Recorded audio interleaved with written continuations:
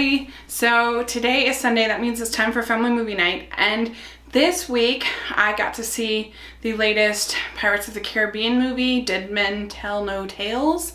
And I actually saw all 5 of the films this week.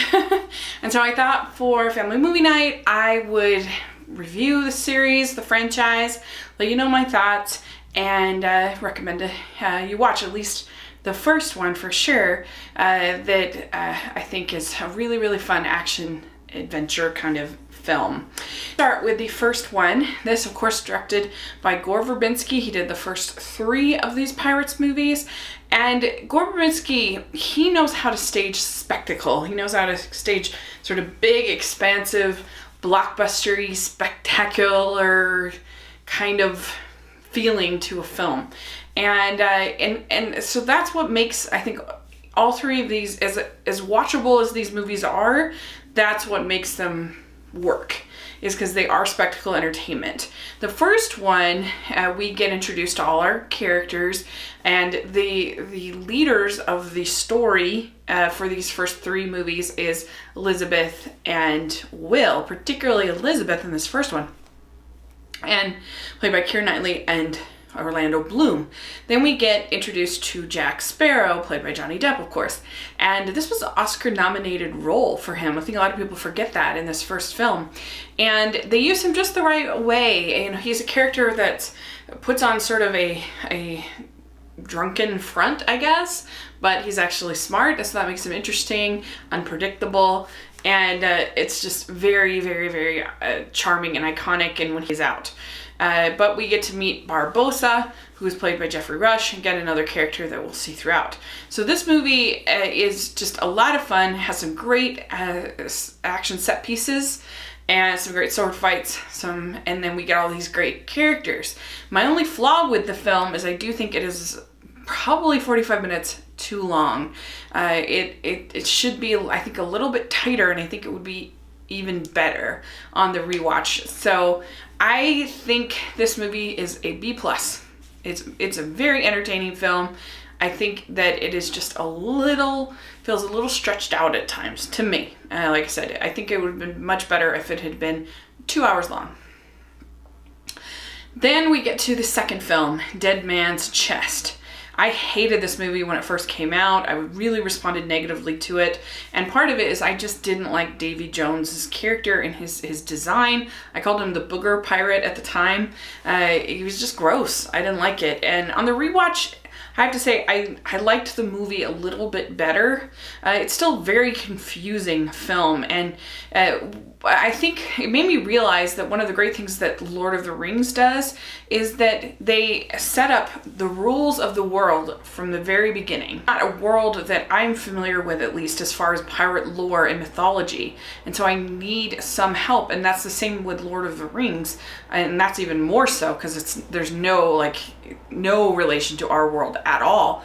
And so what they do in Lord of the Rings is they have that little bit of prologue where they explain, here's how many rings were created, here's the different groups of people you're going to be dealing with. And I think if they did something like that, or like in the Harry Potter movies, how they sort of merge that kind of exposition, I think, throughout the story, so I'm never confused about what's going on in a Harry Potter movie. And they have tons of mythology and lore in Harry Potter, tons, but they explain it, like for instance when Ollivander, you don't need to sort of figure out what is going on with wands, because you get that scene where Ollivander is explaining what wands are and what they do and how you choose the wand and all that stuff. So they work it in kind of seamlessly. Well, that's the problem with this, is that they don't do that. And so you're just left kind of, there's all of these plots and all of these stories and all of this lore and all of this mythology, and you're left to kind of figure it out as you go, which is, to me, a very frustrating experience. And I found it incredibly confusing. You know, you have all of this stuff with Davy Jones's locker, and I have no idea what a locker is. I have no idea what that means. It's very confusing. And you have all this stuff with this heart in this chest and how it's connected to Davy Jones, and that was very confusing to me. I feel And there's many different plot points that are confusing, and so it makes it kind of a frustrating experience. And when there is so much going on in a film, it's interesting because you can have two different kinds of boredom in a film. You can have boredom that's because nothing is happening, and you can also have boredom because too much is happening. There's so much going on that you just kind of check out a little bit. So that's kind of how I feel about the second movie. It does have some nice action set pieces. It does have some interesting moments, and but it's just too convoluted, and I still don't like Davy Jones as a character. I don't like his design. Not my favorite. So I give Dead Man's Chest C-. Then we get to At World's End. Hadn't seen it before this week because I didn't like 2 so much. Well, I do think this is probably more cluttered even than the second one. It is so confusing. Like, at a certain point, you've got all these Jack Sparrows around. At a certain point, you've got the Calypso character turning into a giant, and then crabs, and it is all over the place. Completely confusing. But I give this one slightly higher points just because it is really beautiful, and there are some striking visuals and some striking visual sequences that I think make it better than the second film, in my opinion. And it's but it has all of the same problems of the second movie, but it is, like I said, at least kind of cool to look at. So there you go, the At World's End. Then the fourth film, On Stranger Tides, this almost feels more like a Indiana Jones movie. It's about them looking for the Fountain of Youth, and it's entertaining enough. It has Penelope Cruz and Ian McShane in there. Ian McShane is Blackbeard. They're a lot of fun. I enjoyed their characters. Jack Sparrow is the lead here, which is it's starting to get a little bit old, starting to get a little annoying. He's better as a supporting character than a leading character. And there's a whole subplot involving this priest and these mermaids, this mermaid that I could care less about. I didn't like.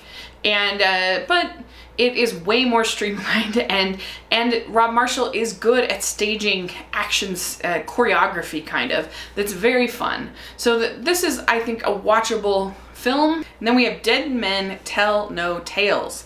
And this is the latest. You can see my review.